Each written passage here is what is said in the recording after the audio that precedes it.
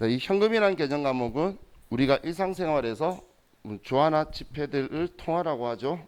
그것도 회계에서는 현금이라고 하고, 그리고 우리가 통화 대신 사용할 수 있는 통화 대용 증권도 우리 현금이라는 계정 과목을 써요.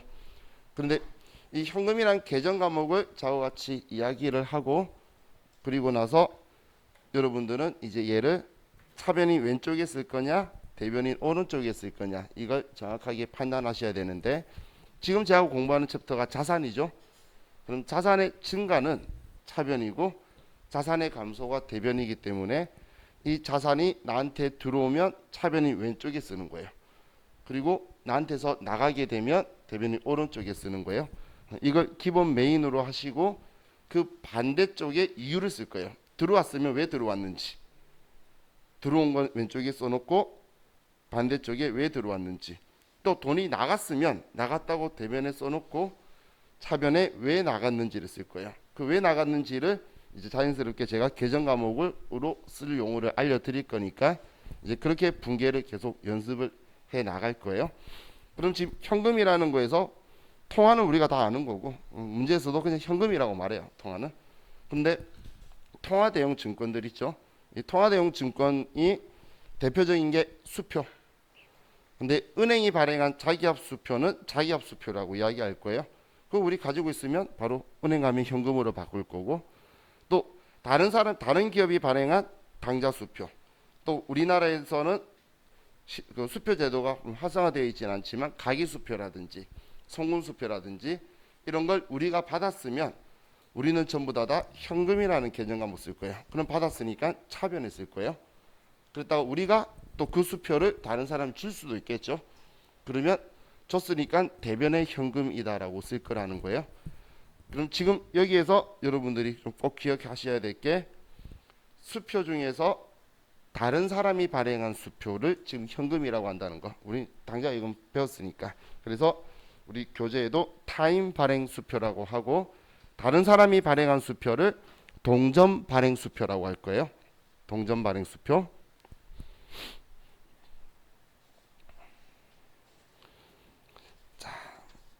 그럼 이제 다음 페이지로 가서 55페이지에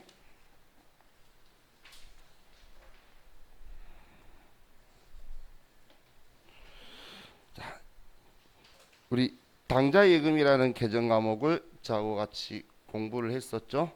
자, 이 당좌예금이라는 제도 보기 전에 다시 한 번 더 정리하실게. 수표제도라는 건 내 구좌에서 돈을 찾아갈 수 있는 권리 증서를 발행해 주는 거예요. 우리 은행이 자기합 수표라는 건 은행이 자기 은행 통장에서 구좌에서 돈을 인출해 갈 수 있도록 증서를 발행해 주는 거예요. 그러면 그 수표 가지고 있는 사람은 은행에 가서 그 통장에 돈을 찾아가는 방식인 거예요. 그래서 자기 은행에 가면 바로 돈 찾아가고 다른 은행 가면 찾아주는데 시간이 걸리는 거예요. 그래서 타행 수표 가지고 가면 시간 걸리죠. 그럼 당좌 수표도 기업들이 발행할 수 있는데 내가 발행하면 내 당좌예금 구좌에서 다른 그 수표를 가지고 있는 사람이 돈을 찾아가는 방식인 거예요. 그럼 그 수표를 받은 사람 입장에서는 자기합 수표든 당좌 수표든 은행 가서 찾아가는 거니까 똑같고 현금할 수 있으니까 현금인데, 우리 회사의 입장에서는 수표 발행하면 그럼 돈 찾아가면 당좌예금 구좌에서 돈이 빠져나가겠죠. 그래서 우린 당좌예금이라는 계정 과목을 사용해서 수표를 발행하면 당좌예금에서 돈 빠져나갈 거니까 대변에 당좌예금이라고 쓰는 거예요. 대변에.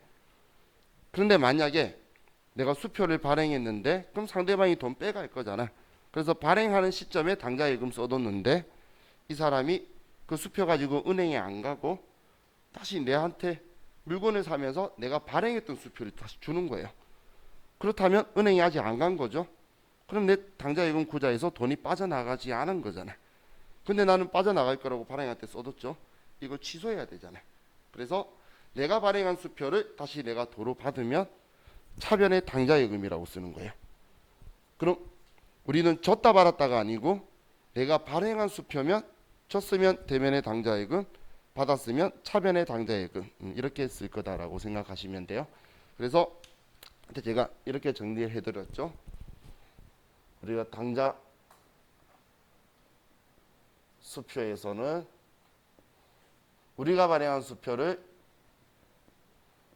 당점 발행 수표라고 하고, 이 당점 발행 수표를 우리가 발행을 하면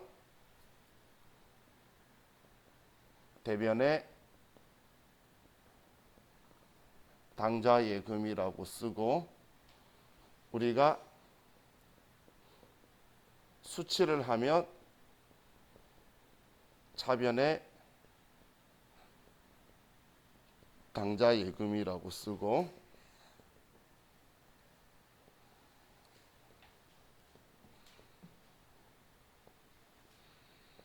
자, 동전 발행 수표는 우리가 수치를 하면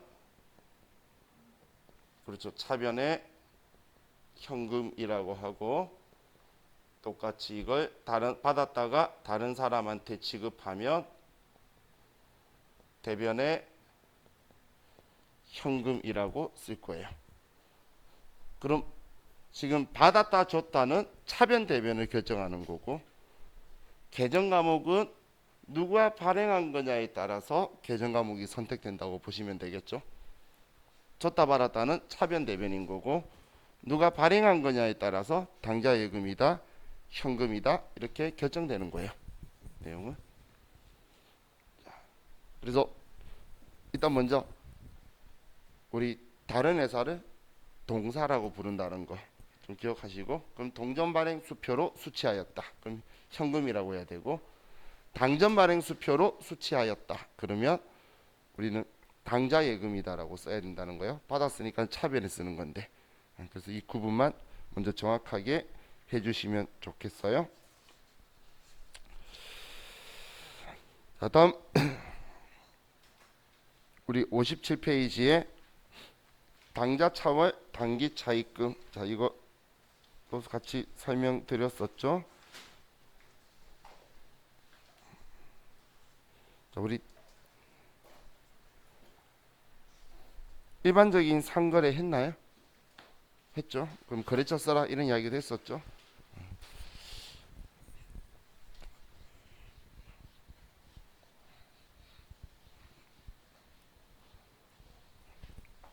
자, 우리 회사가 당좌 예금의 잔액이 30만 원이 있다라고 볼게요. 당좌 예금의 잔액이. 그런데 원재료 50만 원을 구입을 하고 수표 발행해 줬어요. 수표를 발행했어요. 그러면 우리가 분계를 할 때에 원재료를 우리가 산 거니까 원재료가 나한테 들어오겠죠. 그래서 차변에 원재료라고 쓰고, 원재료 사온 거는 50만 원치니까 50만 원이다라고 썼어요. 그리고 대변에 나는 수표 발행했으니까 당좌 예금에서 돈 빠져나갈 거다. 이렇게 당좌 예금이라고 쓰는데, 이 당좌 예금은 우리 30만 원밖에 없는데 50만 원 쓰면 우리는 당좌 예금 구자에는 마이너스 20만 원이다라고 되도록 당좌 차월 계약을 해뒀을 건데, 하지만 장부에는 마이너스 20만 원으로 두는 게 아니라는 거예요.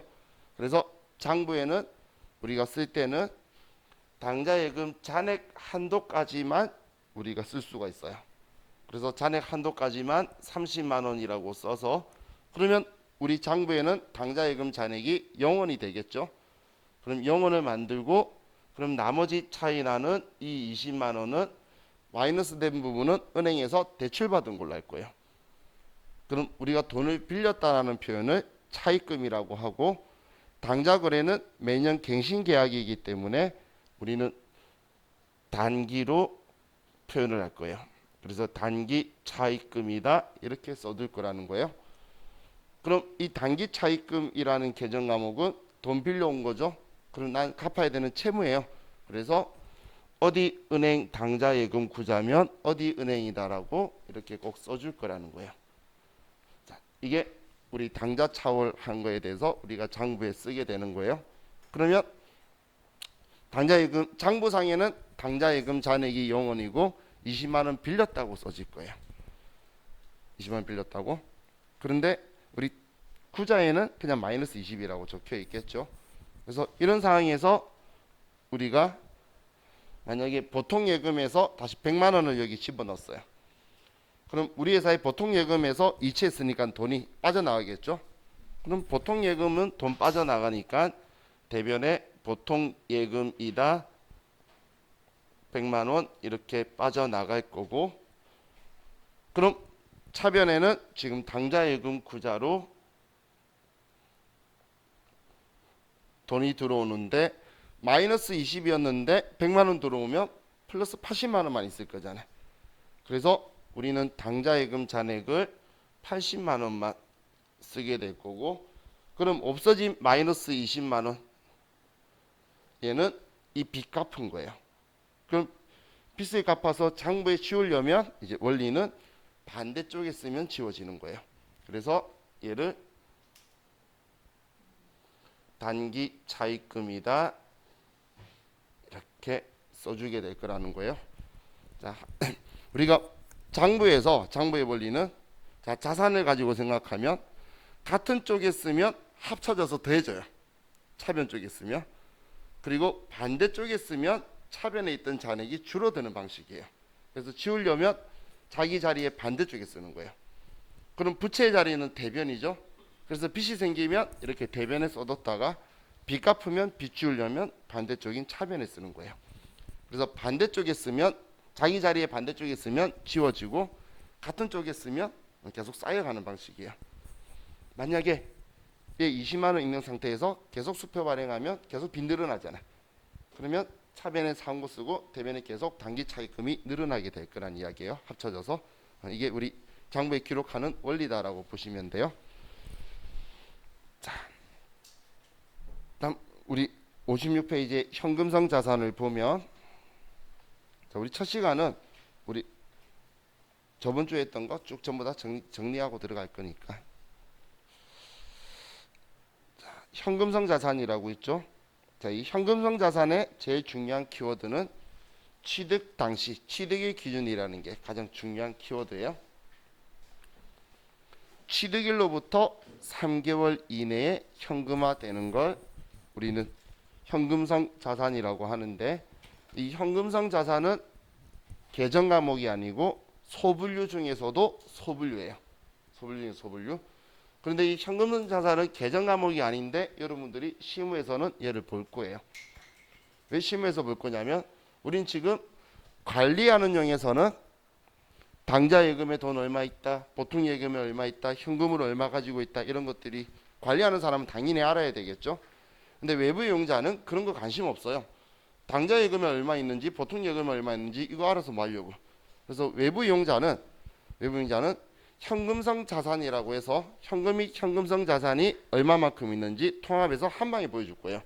그래서 재무제표를 은행에 대출 받으려고 제출하든지 아니면 투자자에게 제공하기 위해서 공시를 하든지 할 때는 현금 및 현금성 자산으로 한 방에 합칠 거예요. 그럼 방금 제가 현금 및 현금성 자산이라고 했죠. 현금은 우리 첫 시작할 때 했던 그 현금 금액들 말하는 거고, 그럼 이 현금성 자산이 성자산이 얘가 취득일로부터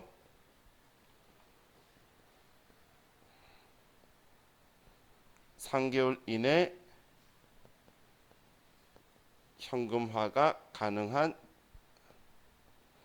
자산을 이야기하는 거예요. 취득일로부터 3개월 이내에 현금화가 가능하다. 그럼 이 취득이라는 표현은 우리 회계에서는 취득이라는 표현은 장부에 기록한 날로부터, 산날이 아니고 기록한 날로부터예요. 내가 장부에다가 쓴 날로부터 우리가 3개월 이내라는 거예요. 자, 예를 들면 내가 지금 돈을 빌려줘요. 2020년 2월 1일로부터 해서 1년간 돈을 빌려줘요. 그러면 만기가 2021년 1월 31일이 되겠죠. 그러면 우리는 결산이라는 걸 하게 되는데 2020년 12월 31일 날 봤을 때 얘는 1개월로 만기가 도래되었죠. 그럼 이때 결산을 하면서 재무제표에 얘를 현금성 자산으로 분류하느냐? 그게 아니라는 거예요. 왜냐하면 기준은 결산일로부터 만기가 3개월 이내로 도래되는 게 아니라 취득일이니까 취득일은 장부에 기록한 날 이날이에요. 그럼 이날이 기준이 되는 거기 때문에 이날 기준으로는 그냥 1년인 거죠. 그렇기 때문에 얘는 현금성 자산이 아니라 단기 금융상품이 될 거예요. 그렇기 때문에 기준이 중요한 게 취득일이라는 기준이 중요하지, 우리 결산일로부터 만기가 3개월 이내 도래되었다, 이건 오답 지문의 키워드예요, 이런 시험에서. 그래서 우리 교재 보시면 뭐 대상 적혀 있는 곳에 앞에 온통 취득 당시 막 이렇게 적혀 있죠. 그죠? 다 취득한 날일, 장부에 기록한 날이라고 보시면 돼요. 장부에 쓴 날. 자, 다음 58페이지로 가서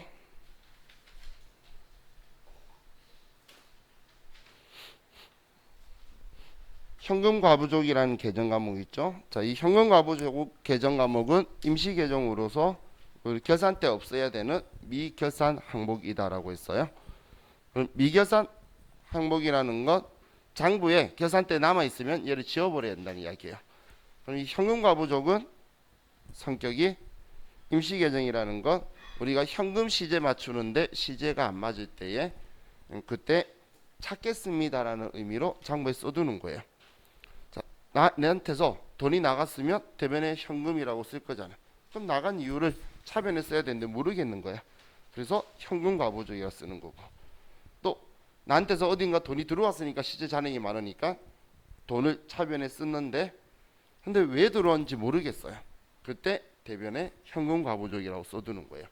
그럼 얘는 현금 과잉, 현금 부족, 이 두 개를 섞어서 적혀 있는 개정 과목이에요. 부족하다만 아니고, 우리의 사용의 편의를 위해서 당좌 자산으로 분류되어 있지만 얘는 정체성이 차변이다 대변이다 이런 거 없어요. 임시 개정이라서 그냥 돈 찾겠습니다 라고 하면서 이유 모르니까 이유 써야 되는 곳에 반대쪽에 써두는 거예요. 그럼 찾으면 얘를 지우면 되겠죠. 찾으면 지우고, 그리고 거기에다가 이제 원래 이유를 써주면 돼요. 그럼 지우려고 그러면 제가 어떻게 해야 된다라고 했죠, 장부에서? 그렇죠, 반대쪽에다가 써주고 그 자리에다가 원래 이유를 써주면 되는 거예요. 그런데 만약에 결산일까지 원인을 못 밝혔다면, 그럼 미결산 항목이니까 얘를 지워야 된다라고 했죠. 그럼 지우기 위해서 있던 거 반대쪽으로 쓰는데, 그때 부족했다면 우리 손해라는 걸 알잖아요. 우리 회계에서는 그 의미가 크지 않는 것, 이런 의미 뜻으로 개정 과목 앞에 잡이라는 수식어를 붙여요. 그래서 부족했으니까 손해니까 잡순실이다. 시작한 게 돈이 많이 좀 남았던 거였다면 잡이익이다, 이렇게 표현할 거예요. 아마 그 잡이익이라는 개정 과목은 웬만한 모든 회사에서 전부 다 쓰고 있어요. 왜냐하면 세금 신고할 때 우리가 신고하다 보면 몇 원까지 나오는데 납부할 때는 몇 원은 안 내요. 10원 단위로. 그래서 그렇기 때문에 그 원도 잡이익이 최소한 그거라도 나오기 때문에 이제 그런 건 의미가 안 크죠. 그래서 잡이익이라는 거 써요. 나중에 아르바이트생 월급도 중요 안 하잖아요. 그럼 잡급이다 하고 막 이렇게 해서 앞에 잡자를 많이 써요. 저도 그래서 어릴 때 20살 때 잡자라는 소리를 처음 들었어요. 어릴 때 다른 사람들이 저한테 욕한다고 잡놈이 그때만 들었는데 잡자를. 근데 회계에서는 자연스럽게 잡자를 잘 써요. 자, 이렇게 우리 현금 과부족이라는 개정 과목도 봤고, 여기까지는 우리 같이 이야기할 때 그렇게 어렵거나 뭐 이런 느낌이 좀 잘 안 드시다가, 그러다가 이제 우리 70페이지로 가서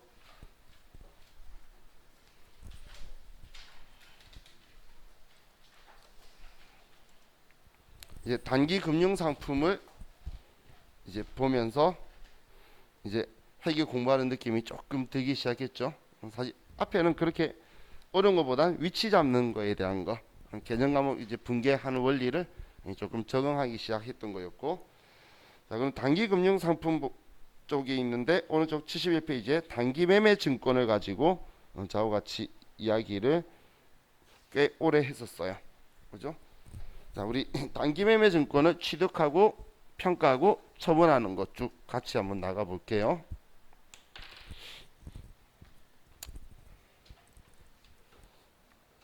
자, 우리가 주식을 1000주를 취득하는데 액면가가 1000원이고 시가가 1200원이고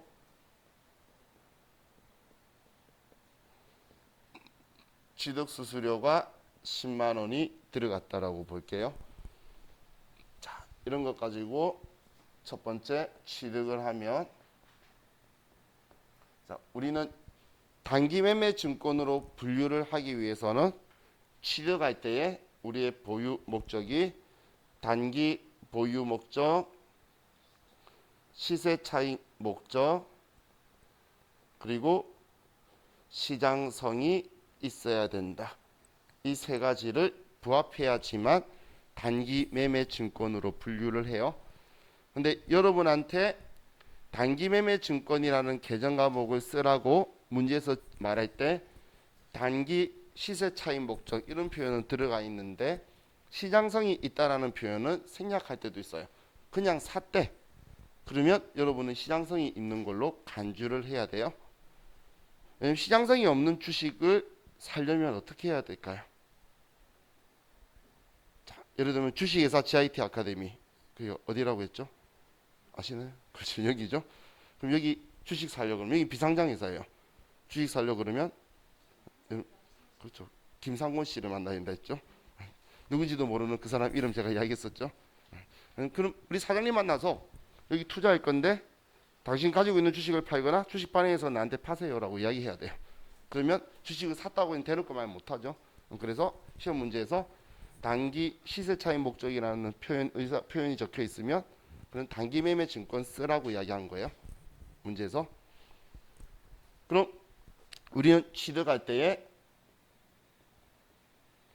단기 매매 증권이라고 쓰고 그리고 대변에 돈을 줄 건데, 자, 이 단기 매매 증권을 그럼 우리가 유가증권 주식이든 뭐든 살 때 액면가에 살 수 있을까요?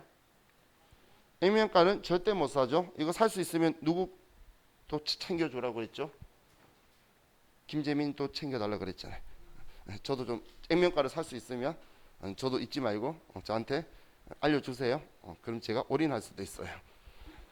액면가는 죽어도 못 사요. 근데 시험에서 무조건 액면가 알려줄 거예요. 여러분들 헷갈려라고. 그럼 그냥 보자마자 이렇게 생각해요. 여러분들 액면가에 못 산다. 그럼 끝나는 거잖아요. 그죠? 그래서 액면가에는 살 수 없으니까 우리는 주식할 때 주식 그 증권거래소에 올라와 있는 시가에 주고 사잖아요. 그럼 이 금액에 사는 거예요. 그럼 120만 원에 주고 사게 되겠죠? 자, 그럼 이 단기 매매 증권은 취득할 때 수수료를 원래 일반적인 자산은 모두 다 취득 시 부대 비용을 원가에 포함시켜요. 원가에 포함시키는 게 원칙이에요. 그럼 이 주식 사는데 돈 총 얼마 들어가죠? 그렇죠. 130만 원 들어가죠. 근데 이 주식을 150만 원에 팔면 얼마 이익이죠? 20만 원 이익이죠. 그렇게 결론 나오는 게 원래 원칙이에요. 그런데 얘만 취득 시 부대 비용은 즉시 비용 처리하래요. 왜 그런 생각 가지고 있냐면 우리가 사왔을 때에 얘 수수료까지 해서 10만 원도 전부 다얘 주식 가격이라고 장부에 써뒀다가 팔렸을 때 대응 원가로 130만 원 빼고 20만 원 이익이라고 하는 게 우리가 관리하기도 편하고 적절한데, 그럼 사왔을 때는 자산으로 적어뒀다가 팔렸을 때에 비용 처리하는 거예요. 그 수익 비용 대응의 원칙 맞추는 걸 우리는 정의만 안 내리지 자연스럽게 그렇게 했는데, 근데 단기 매매 증권의 이 단기는 지금 즉시라는 개념이기 때문에 그냥 처분할 때까지 기다리지 말고 그냥 바로바로 비용 처리하래요. 어차피 금방 일어날 거니까. 이건 누가 시킨 게 아니고 회계 기준서에 그렇게 적혀 있어요. 그렇기 때문에 우리는 그렇게 회계 처리하기 위해서 수수료 비용은 비용 처리할 거라서 수수료는 얘 가격만 120만 원이라고 쓸 거예요. 그럼 우리는 분기할 때는 항상 차변과 대변의 합은 일치해야 되니까 한쪽이 모자라면 얘는 뭘까? 이렇게 생각하면 돼요. 그럼 수수료니까 얘를 수수료 비용이다라고 우리는 계정 과목을 쓸 거라는 거예요. 그럼 이 수수료 비용은 우리가 계정 과목 쓸 때 번호대를 선택을 할 건데 500번대, 800번대, 900번대 이렇게 세 개가 있어요. 컴퓨터에서 수수료 비용이라고 치면 600번대 두 개 더 있고 700번대도 두 개 더 있고 하면 수수료 비용이 많이 있어요. 그럼 이 중에서 또 우리가 몇 번을 선택하느냐도 테스트 기준이에요. 근데 얘는 생각하기 간단해요. 얘는 제조, 물건 만드는 거, 생산이나 공장 관련인 거. 얘는 영업활동 외 일어난 거, 우리 회사를 설립한 목적이 아닌 거 하는 거. 그럼 800번대는 이거 두 개 다 아닌 거, 나머지다. 그래서 판매나 관리비 이런 거 있죠. 영업활동을 맞는데 물건 만드는 거하고 관련 없으면 전부 다 관리비 아니면 판매비겠지. 그렇게 가는 거예요. 그런데 얘는 지금 영업활동하고 관련이 있을 확률이 있을까요? 우리 회사는 제조업이에요. 제조업이 주식 사는 건 딴짓거리 하는 거죠. 그래서 얘는 영업 외 비용으로 처리한다는 거예요. 영업 외 비용. 자, 일단 실기에서도 그렇고 이건 이론에서도 그렇고 이걸 알고 있는지. 단기매매 증권의 취득 수수료는 별도의 수수료 비용 처리한다. 왜냐면 얘만 그래요. 앞으로 모든 자산은 사왔을 때 매도 가능 증권이다 130만 원. 전부 다 부대 비용을 다 합쳤을 건데 쟤만 저렇게 하기 때문에 알고 있냐고 물어보는 거예요. 얘만 취득 시 부대 비용을 수수료 비용이라 하고, 그리고 이 수수료 비용을 영업외 비용이다라고 하는 성격이라는 걸 아는지, 실기에서도 선택할 수 있는지, 이론에서도 여러분들이 그걸 정확하게 인지하는지를 다 물어보게 될 거예요. 자, 그럼 이제 기말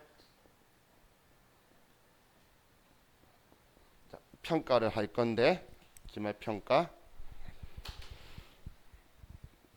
기말에는 단기매매 증권은 시장성이 있는 거기 때문에, 그래서 기말평가를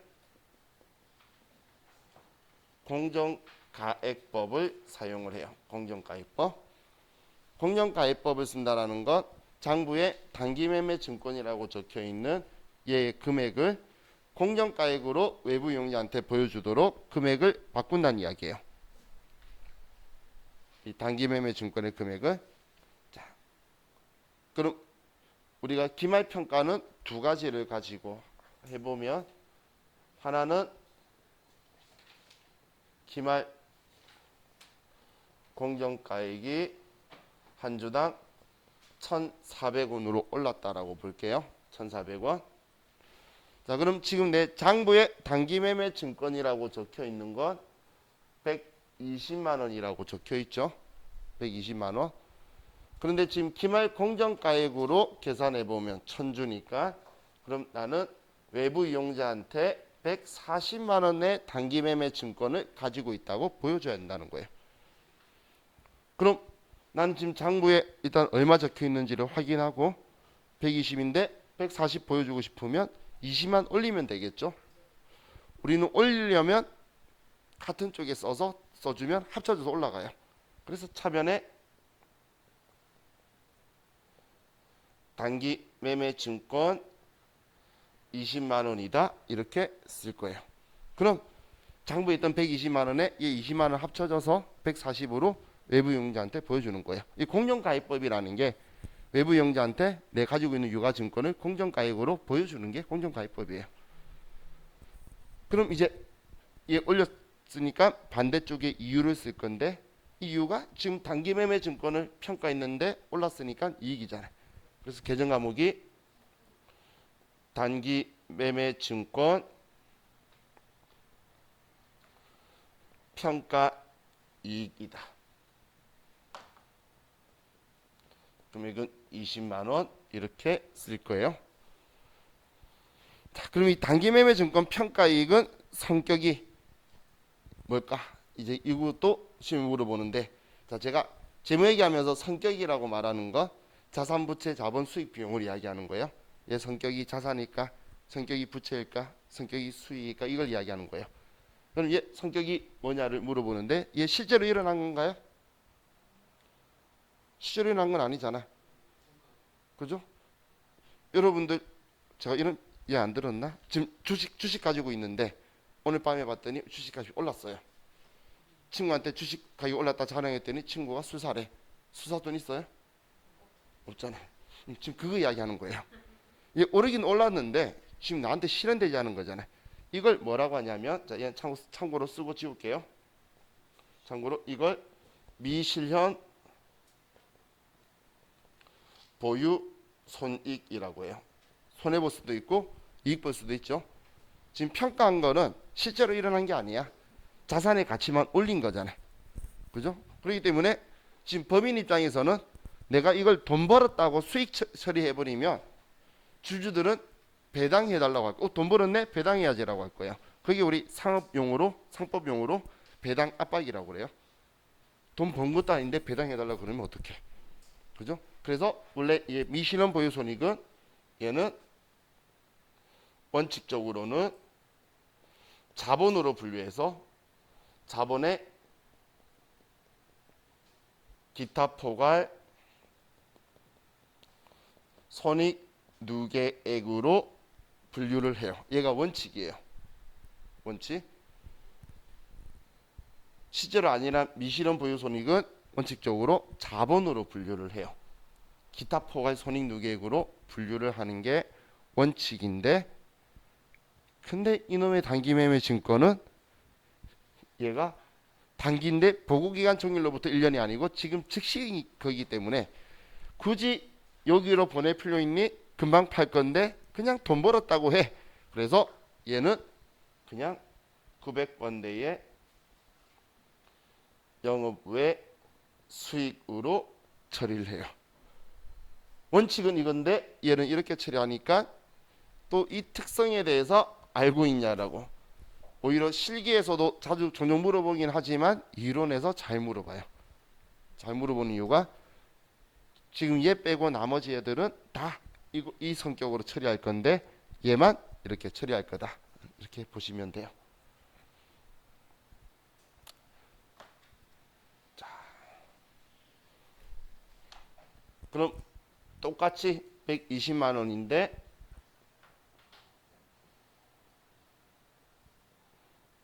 기말 공정가액이 한 주당 900원으로 내렸다고 볼게요. 한 주당. 그러면 우리는 1000주니까 외부 이용자한테 90만 원으로 보여줘야 되겠죠. 그럼 120만 원이라고 적혀 있던 걸 90만 원으로 만들려면 30만 원을 줄여줘야 되잖아요. 그럼 우리는 줄이려면 반대쪽에 쓰는 거라고 그랬어요. 그래서 반대쪽에 단기 매매 증권 30만 원이다라고 써서 얘를 90만 원으로 만들고 그리고 차변에는 이유는 느낌이 오시죠? 얘는 단기 매매 증권 그렇죠. 평가 손실이다. 금액은 30만 원 이렇게 써줄 거예요. 그럼 얘도 당연히 실제로 일어난 건 아니지만 단기 매매 증권하고 관련된 거는 즉시 일어날 거니까 즉시 수익 비용 처리하는데 얘는 영업활동하고는 관련이 없는 거야. 우린 제조업이니까. 그래서 전부 다 영업 외 수익 비용으로 처리해요.